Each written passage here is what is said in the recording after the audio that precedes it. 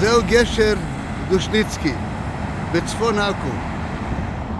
לכאן התנקזו כל הרכבים מעכו לנהריה ומזרחה והפוך, מהמזרח, מהכפרים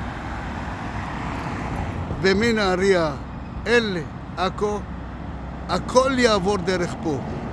כעת זה דליל משום שזה חול המועד, בוקר חול המועד.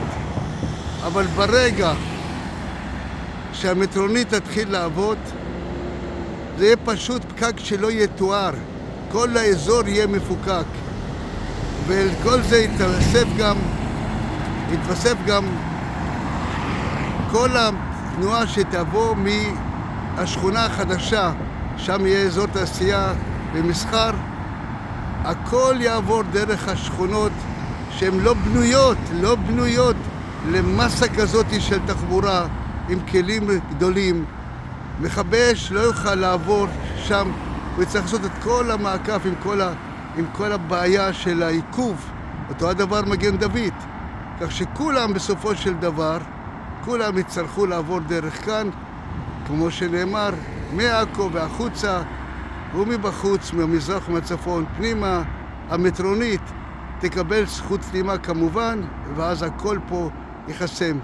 והבעיה החמורה, הכי חמורה, היא שכל הרכבים שיתחילו לנסוע הלוך חזור בתוך השכונות שלא בנויות לעומס של רכבים, בוודאי לא של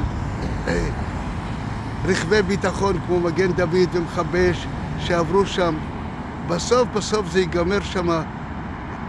זה עניין שלדעתי לזמן, חס וחלילה זה ייגמר שם בתאונות קשות ואפילו במוות. צריך פעם אחת ולתמיד להבין, צריך להסתכל קדימה ולראות את הדברים בטרם יהיה מאוחר. יש לנו איזושהי נטייה בדרך כלל לתקן אחרי שמקבלים מכה נוראה. אז פה אני מציע שהדבר הזה יטופל, והוא לא יכול להיות מטופל, זה פרויקט מסובך, זה לא יכול להיות מטופל על ידי מחלקת ההנדסה, בשום אופן לא. צריך פה בפירוש כישורים, קשרים, ניסיון מוכח. אני הצעתי את שירותיי בנושא הזה בהתנדבות, בגלל האכפתיות שלי מעכו. ולצערי הרב, העדיפו שהדבר הזה יועבר למחלקת ההנדסה. טעות. ואני מקווה שהדבר הזה יתוקן.